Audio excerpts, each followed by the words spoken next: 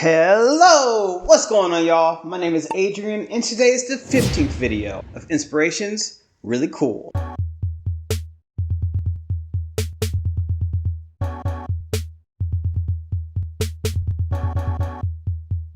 Alright, so it's been a while. Corey and I have been in Montana for the past month plus. Ever since December 25th, we got back on like the 3rd, so it's been a really long time since I filmed. When I was there, I was just itching to do art. I really wanted to get back in front of the camera. However, I'm in front of the camera right now and it feels really awkward. Kind of not quite sure what to do with my hands yet, but we'll get through it, right? So, I say something now.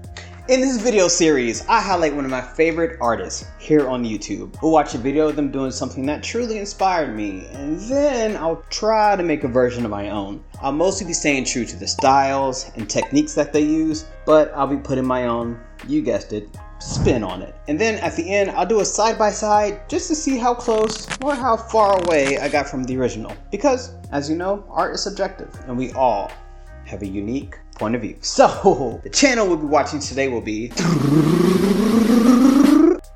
Sparkle! Woo! Sparkle, sparkle, sparkle, sparkle, sparkle, sparkle, sparkle, sparkle, sparkle. On her YouTube page, she writes, "Hello everybody, welcome to my channel. I am an abstract acrylic pouring artist in Oro Valley, Tucson, Arizona. I started this art journey March 2020. I began by watching hundreds of hours of videos by various paint pouring artists, such as Massey Art Studios, Mina Villegas, Tammy Anderson Art, Cause Creations, Sarah Mack, Mixed Media Girl, Angie Mason, Kathleen Miller, Waterfall Acrylics, Priscilla Batesel, Amy's Creative Acrylics, and so many more." Hey y'all, so this is Editing Adrian. I feel like I butchered almost all of those names. If you were one of those names that I butchered, I apologize. I tried my best. You guys are all awesome.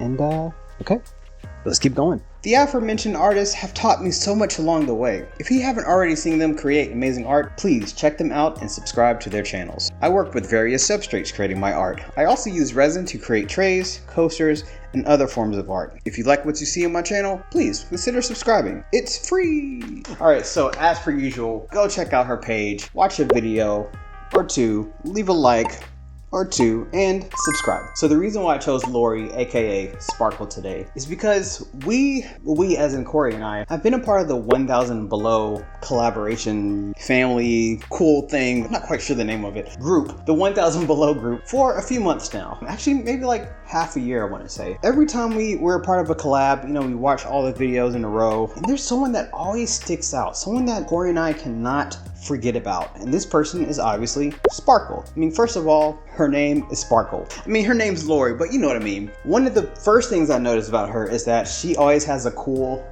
background. As you can see today, I'm using a green screen actually, but I have like a cool little background going on. And what she does is she matches her background to her whatever outfit she's wearing. So I'm trying to do that today, you know. And one more thing.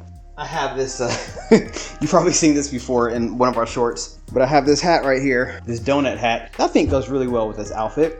The reason why I'm wearing this is because Sparkle not only coordinates her outfits with her backgrounds, she always changes like her makeup, her hair. She like does something different almost every single video. Her earrings, whatever. I don't have earrings or any hair I can put on, and I don't have any makeup. So I figured this hat will kind of do the trick. I'm just in my full Sparkle era right now. So here are a few examples of how she coordinates her background with the outfit, with the hair, her makeup, the earrings, all that jazz. Just check these out.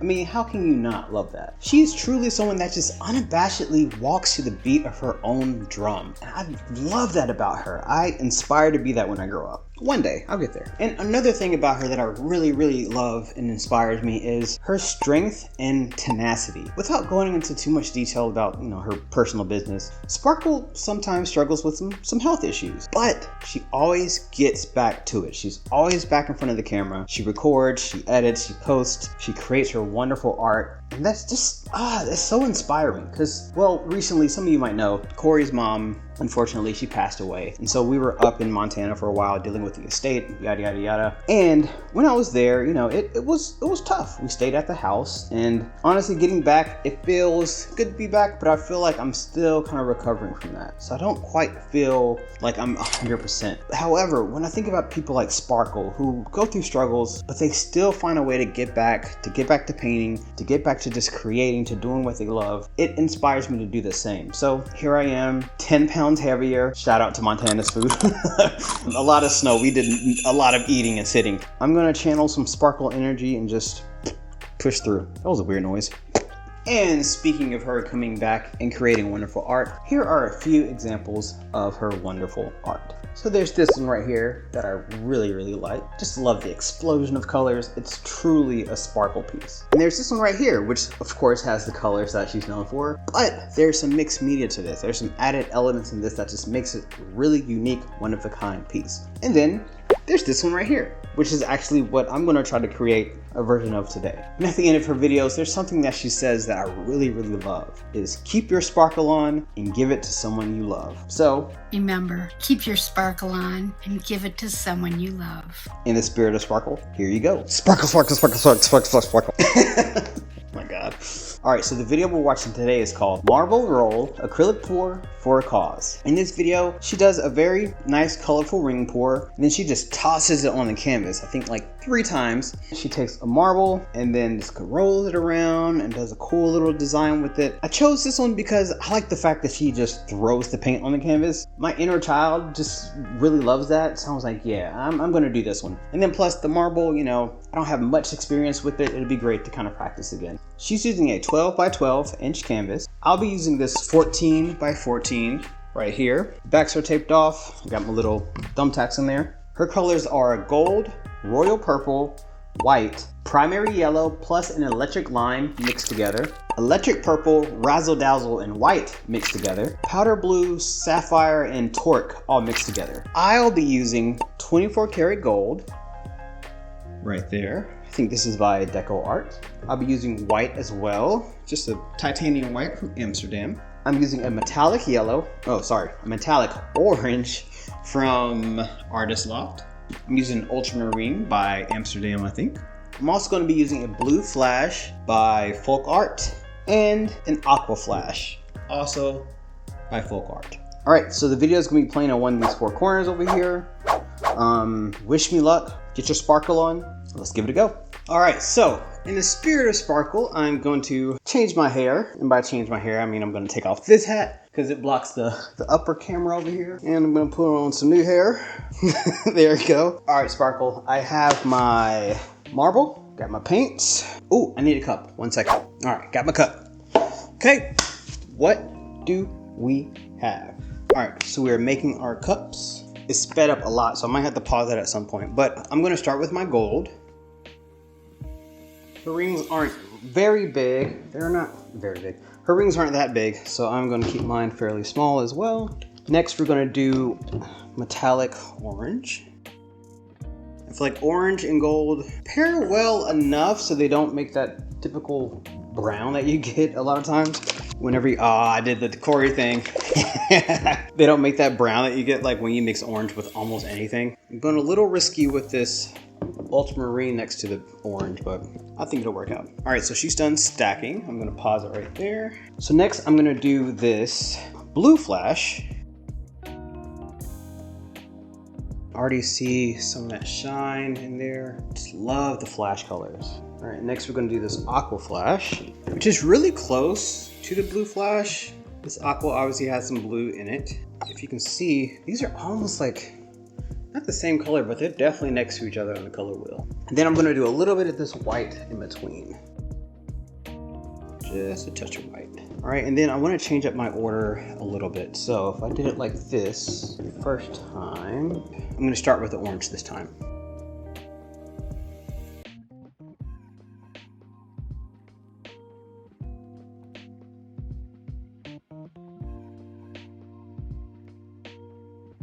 You know, this color palette reminds me of the Broncos and the Miami Dolphins. Look at that. If the Broncos and the Miami Dolphins had a love child, it'll be this. Interesting. All right, I'm going to start with the Ultramarine this time. And we're going to add blue flash. Ooh, blue flash almost jumped right out of the cup. I am going to fill my cup up a little bit higher than she did hers because my canvas is bigger. So I need a little bit more paint to fill up the canvas.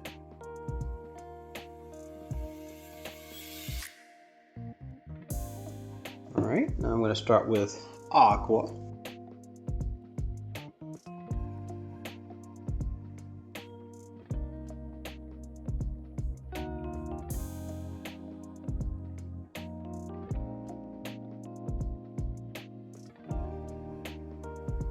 Now, I'm going to start with the gold again.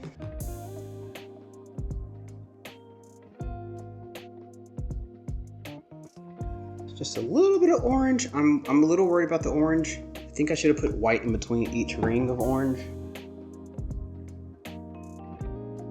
There you go. That is a beautiful ring pour right there. Check that out.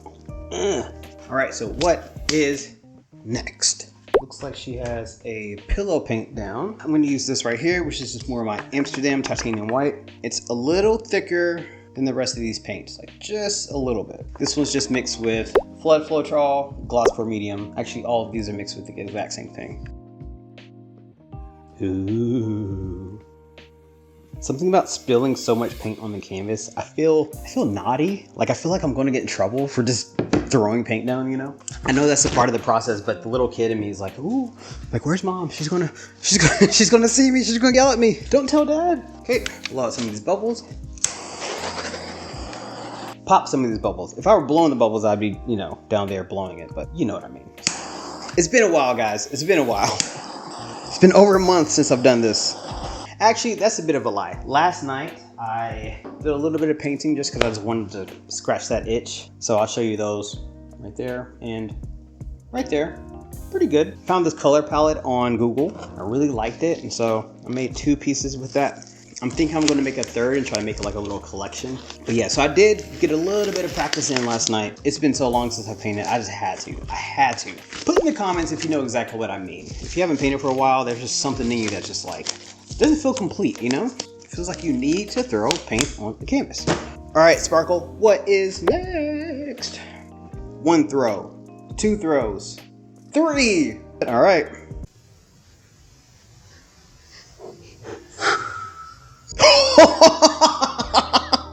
Wait, I gotta pause that. That's way too much paint. Jesus Christ. Oh my gosh, and look, that orange is already getting a little muddy. All right, y'all, I'm gonna go with it. I'm gonna go with it. Yeah, well, you know, they all can't be winners, right? If anything, we're having fun. We're having fun. All right. So she kind of poured the rest of hers around the corners. So I like the colors. There's just a little bit of muddiness going on there. I don't quite like that. All right, Sparkle, what's next? I should have gotten in trouble for that. Okay, it's time to put the marble down. She puts it in the top left corner. Let's see if there's a pattern that she's going for, or a little loop, another loop. Oh, not quite a loop, more of a curl. Okay, then she zigged, and then she zagged. All right. Looks fairly random. It looks like she's making sure the marble is going through all her areas of color. So I'm gonna try the same. So I don't think I'm gonna have to worry about covering up the sides on this one because this has a lot of paint on it. Oh my goodness. Oh, that's cool. I like how that little line of blue made it all the way to that other area of color. Oh, there's some cool cells right there. All right, this might actually turn out pretty cool. It's gonna take forever to dry, but it might be cool. Okay, she's at her tilting stage, so I'm gonna pause it right there. Oop, got a little bit of paint on the laptop. We'll have to clean that later. Don't let Corey see that. Ooh, so this section of cells here, I've gotta keep that. That's gorgeous. I noticed none of her loops cross through each other, so I'm gonna try to do that.